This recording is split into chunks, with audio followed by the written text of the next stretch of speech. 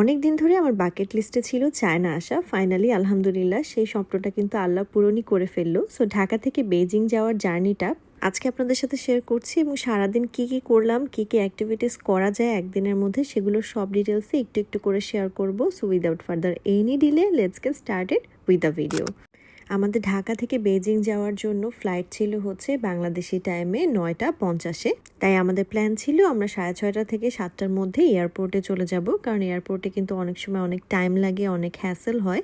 So আমরা time মতো এয়ারপোর্টে চলে আসছি।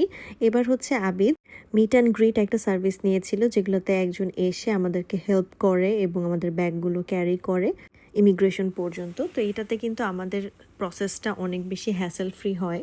এরপরে আমাদের ইমিগ্রেশন হলো। ইমিগ্রেশনে কোনো কোশ্চেন করেনি বা কোনো ঝামেলা হয়নি, বাট যেহেতু আমাদের পাসপোর্টে আমাদের স্পাউস নেম নাই, তাই আমাদেরকে একটা অন্য অফিস রুমে যেয়ে একটা সিগনেচার করে দেয় আর কি। এবার গিয়েছিলাম হচ্ছে ইউসিবি লাউঞ্জে এবং আমি খুবই ডিসঅ্যাপয়েন্টেড, কারণ নর্মালি ইউসিবির খাবার দাবার আমার কাছে খুবই ভালো লাগে। তারা এবার কেন জানি আমাকে ভিডিও করতেও অ্যালাউ করে নাই। পরে আমি খেয়ে রিয়েলাইজ করলাম যে ইট ওয়াজ ওয়ার্স্ট। অনেক পচা খাবার ছিল, স্পেশালি স্যান্ডউইচটা ছিল হচ্ছে পচা।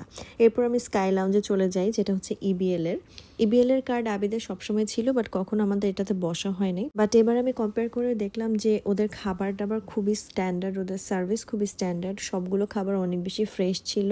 আমার কাছে ওভারঅল খুবই বেশি ভালো লেগেছে। দুইটা লাউঞ্জে খাবার কিন্তু ওয়েস্টিন থেকে আসে।